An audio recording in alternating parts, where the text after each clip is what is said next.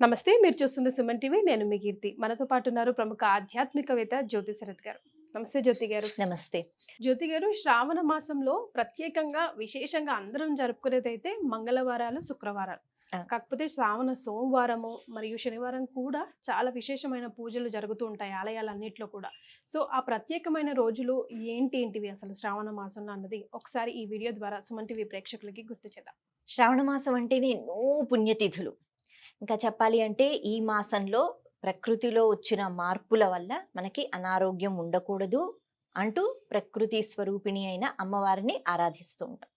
కాకపోతే అలా మీరు ఆరాధించండి అంటే అందరం ఆ పని చెయ్యం కదా. కాబట్టి మన పెద్దవాళ్ళు లేకపోతే మన ఋషులు మునులు ఈ తిథి ఇది, ఈ తిథి ఇది, కాబట్టి ఇలా చెయ్యండి చెయ్యండి అని మొత్తానికి శ్రావణ మాసం అంతా పూజలు మనం చేసుకునేటట్టుగా పెట్టారనమాట.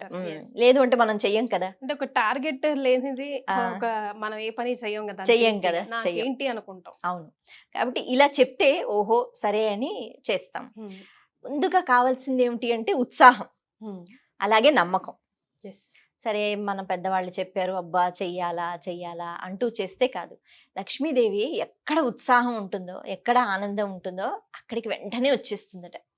ఎక్కడ ఉత్సాహం ఉండదో అంటే ఏ పని చేసినా ఉత్సాహం అన్నది ఉండాలి కదా. కాబట్టి ఆ ఉత్సాహంతోనే ఏ తిథికి ఏ పండుగ అన్నా ఆ పండుగ ఎంత వైభవంగా చేసామన్నది కాదు, ఎన్ని పదార్థాలు పెట్టామన్నది కాదు, మనలో ఎంత నమ్మకం ఉంది, అలాగే ఎంత ఉత్సాహంతో చేస్తున్నాము, ఎంత భక్తి శ్రద్ధలతో చేస్తున్నాము, చాలా ముఖ్యం. అయితే మనకి చంద్రమా మనసో జాతః అని ఒక మాట వింటూ ఉంటాం. అంటే చంద్రుడు మనఃకారకుడు. చంద్రుడు నిత్యం మనకి కనిపిస్తూ ఉంటాడు. ఆ కళలు మారుతూ ఉన్నప్పుడు దాన్ని బట్టి ఆ చంద్రుని యొక్క కిరణాల యొక్క ప్రభావం అన్నది మన మనసుపై పడుతుంది. మనసులోంచే కదా ఆలోచనలన్నీ వస్తాయి. మన మనసు బాగుంటే మనం చక్కగా ఆనందంగా ఉంటాం. 10 రూపాయలున్నా మనసు బాగుంటే ఆనందంగా ఉంటాం. మరి 1,00,00,000 రూపాయలున్నా మనసు బాగా లేకపోతే ఆనందం ఉండదు. అంటే మనఃకారకుడు అయిన చంద్ర ఆరాధన కూడా చేస్తూ ఉండాలి. ఎందుకు అంటే మనసులోంచి మంచి ఆలోచనలు రావాలి. తృప్తి అన్నది మనం మన మనసుకి ఇవ్వగలగాలి. మన మనసు తృప్తి పడదు కదా, దానికి అన్నీ కావాలి. కాబట్టి అది కావాలి ఇది కావాలి, ఎక్కడెక్కడో ఉంటుంది దాని దృష్టి. అక్కడక్కడ చూడకు, భగవంతుడి పైనే చూడు అనేటట్టుగా దాన్ని పట్టుకోగలగాలి. మరి అలా పట్టుకోవాలి అంటే మన మానవ ప్రయత్నం సరిపోదు. కాబట్టి చంద్రుడు అలాగే ఈశ్వరుడు గ్రహాలన్నిటినీ కూడా తను కవచంగా వేసుకుంటాడు, తను శాసిస్తూ ఉంటాడు. కేవలం చంద్రగ్రహం అని కాదు, అటువంటి చంద్రుణ్ణి కూడా శిరస్సు పైన పెట్టుకుంటాడు. సోమవారము అంటే సోమ అంటే స ఉమా అని అంటారు. అంటే ఉమాదేవి పార్వతి, అంటే పార్వతీదేవితో పాటు ఉన్న ఈశ్వరుడు, ఆయన సోమేశ్వరుడు. ఇంకొక అర్థం ఏమిటి అంటే సోముడు అంటే చంద్రుడు, మనకి మనఃకారకుడు. అంటే ఈశ్వరుని యొక్క ఆరాధన జరగాలి, అలాగే మనఃకారకుడు అయిన చంద్ర ఆరాధన కూడా జరగాలి. ఈ రెండు జరగాలి అంటే విశేషమైన రోజు ఏది అంటే సోమవారం. ఎందుకు సోమవారం? ఆ పేరు వచ్చిందని కాదు. ఎందుకు పేరు వచ్చింది? మనకి 8 హోరలు అన్నవి ఉంటాయి ఒక రోజుకి, 24 గంటలకి. అయితే ఈ 8 హోరలు అన్నవి ఏ హోరతో అయితే, అంటే ఉదయం నుంచి ఆ రోజు మనం లెక్క పెట్టుకుంటాం కదా, ఏ హోరతో అయితే ఆ రోజు మొదలవుతుందో ఆ పేరు మీద ఆ రోజు ఉంటుంది. చంద్రహోరతో మొదలవుంది కాబట్టి సోమవారం. అలాగే శని హోరతో, శని కూడా ఒక గ్రహం కదా, మొదలైతే అది శనివారం. బుధ హోరతో మొదలైతే అది బుధవారం. చంద్రుని హోరతో మొదలైంది కాబట్టి చంద్ర ఆరాధన చెయ్యాలి, అలాగే ఈశ్వర ఆరాధన చెయ్యాలి. సకల ఐశ్వర్యాలు ఈశ్వరుడు ఇస్తాడు. అందుకని వీటి కోసం శ్రావణ మాసంలో శ్రావణ సోమవారాలు. అయితే శ్రావణ మాసంలోనేనా వస్తాయి సోమవారాలు? కాదు కదా, వస్తాయి కదా.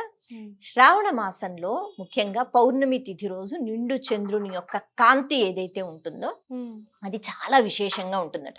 ఆషాఢ మాసంలో కొద్దిగా మబ్బులు వర్షాలు అయిపోయిన తర్వాత శ్రావణ మాసంలో కూడా వర్షాలు పడుతూ ఉంటే పౌర్ణమి తిథికి వచ్చేటప్పటికి ప్రత్యేకమైన కళ ఉంటుంది. ఎందుకు అంటే చంద్రుడు ఎలా ఉండాలో కూడా మనం చెప్పలేం కదా, చంద్రుడికి ప్రత్యేకమైన కాంతి ఉంటుంది. అందుకే శ్రావణ పౌర్ణమికి అంత ప్రత్యేకత. అప్పుడప్పుడే చంద్రుడిని ఫుల్ మూన్ గా కాదు, అసలు మూన్ గా కూడా చూడగలుగుతాం, ఎందుకంటే మబ్బులు తొలగి కనిపిస్తుంది. ఆ ప్రత్యేకత ఉంటుంది కాబట్టి అక్కడి నుంచి వచ్చిన కిరణాలు అవి మనం చూడలేము. సూర్యుడిలాగా సూర్యుడి కిరణాలు చూస్తాం కానీ చంద్రుడివి చూడలేం. కానీ అవి ఔషధీ గుణముల్ని పెంచుతాయట. ఆ సమయంలో అంటే అప్పుడంటే కేవలం ఆయుర్వేదం కదా, కాబట్టి ఆ ఔషధీ తత్వములున్న మొక్కలు వాటిని మనం ఎక్కువగా ఉపయోగించే అవసరం. ఎందుకు అంటే ఇప్పుడే అంటువ్యాధులు ఇవన్నీ వస్తుంటాయి, క్రిమకీటకములు, వాటి వల్ల ఈ వ్యాధులు. అందుకని ఆ చంద్రుని యొక్క కళలు అలా ఉంటే ఆ కాంతి ద్వారా ఆ ఔషధములు పెరిగి మనకి ఆ మొక్కల ద్వారా వైద్యం అందేటట్టు. ఒకటి ఇంత విషయం ఉంది. అందుకే చంద్ర ఆరాధన విశేషంగా శ్రావణ మాసంలో.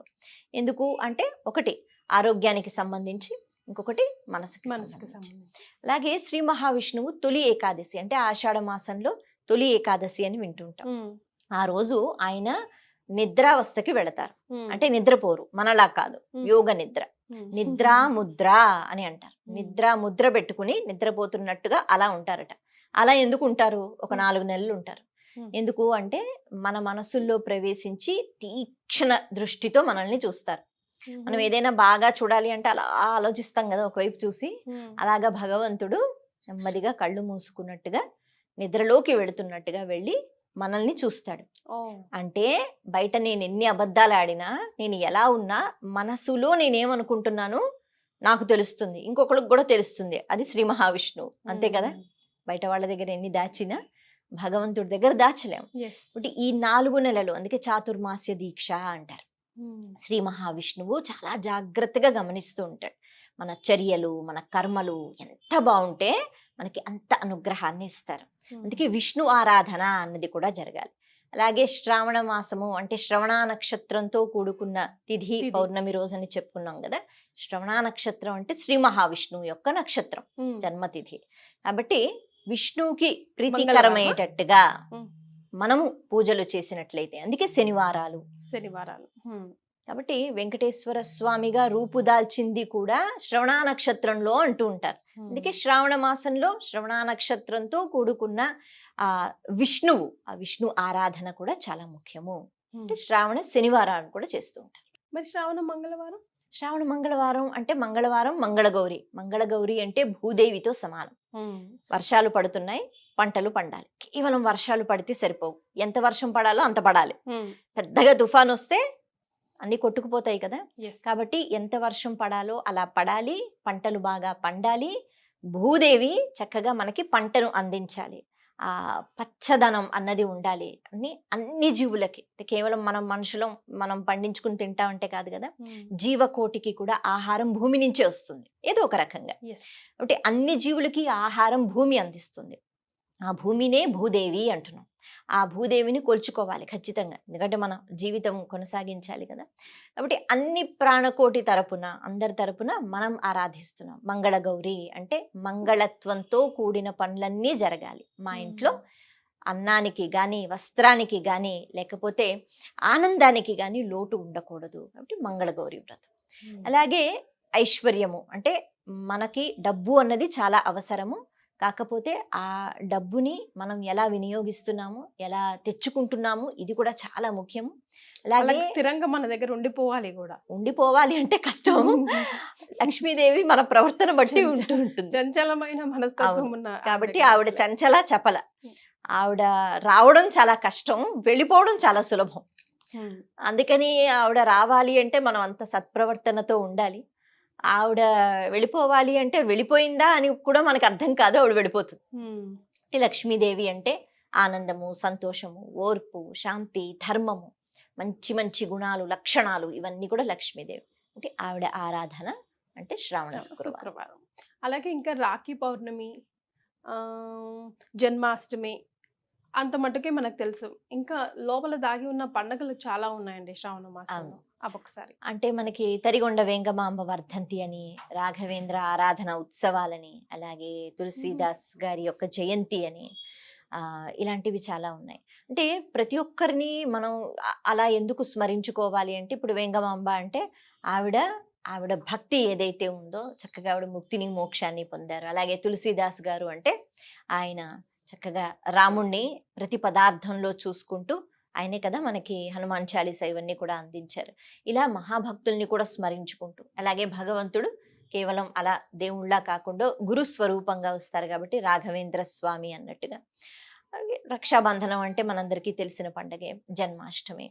ఇలా శ్రావణ మాసంలో మనకి అంటే ప్రతి ఒక్క చిన్న చిన్న పండుగలు అంటే ప్రతి మాసంలో కూడా మనకి శని ఆరాధించేవి వస్తూ ఉంటాయి, శని త్రయోదశి అని. అలాగే ఈ మాసంలో కూడా శని త్రయోదశి అని, సంకష్టహర చతుర్థి అంటూ వినాయకుని యొక్క ఆరాధన అది ప్రతి మాసంలో వస్తూ ఉంటుంది. ఇవన్నీ మనకి ఎక్కువగా కనిపిస్తూ ఉంటాయి. అలాగే మనకి నాగ పంచమి, అలాగే గరుడ పంచమి అని కూడా అంటూ ఉంటారు. అంటే గరుత్మంతుని యొక్క ఆరాధన, గరుడుని యొక్క జీవితం ఒకసారి తలుచుకుంటూ శ్రీ మహావిష్ణువే కోరి కోరి నాకు వాహనంగా ఉంటావా అని అడుగుతారట. అది గరుడు యొక్క ప్రత్యేకత. అంత సత్ప్రవర్తనతో ఉంటాడు కాబట్టి విష్ణువే కోరి వాహనంగా స్వీకరించాడు. అంటే భగవంతుడు మన సత్ప్రవర్తనతో మన దగ్గరికి వస్తాడు అన్నది. కాబట్టి గరుడ పంచమిని కూడా మనం దృష్టిలో పెట్టుకోవాలి. అలాగే పాములు చూస్తే మనం భయపడతాం, కానీ నాగ ఆరాధన ఎప్పటి నుంచో ఉంది. అది లేకపోతే అసలు పంటలు సరిగ్గా పండవు. అంటే భూమిలో భరిస్తుంది కూడా ఆదిశేషువు అని అంటూ ఉంటారు. కాబట్టి నాగ ఆరాధన అంటే ప్రకృతిలో ప్రతి పదార్థంలో భగవంతుడు ఉండాను, కాబట్టి మనం ఆరాధిస్తూ ఉండాలి అనేటట్టుగా మనకి శ్రావణ మాసంలో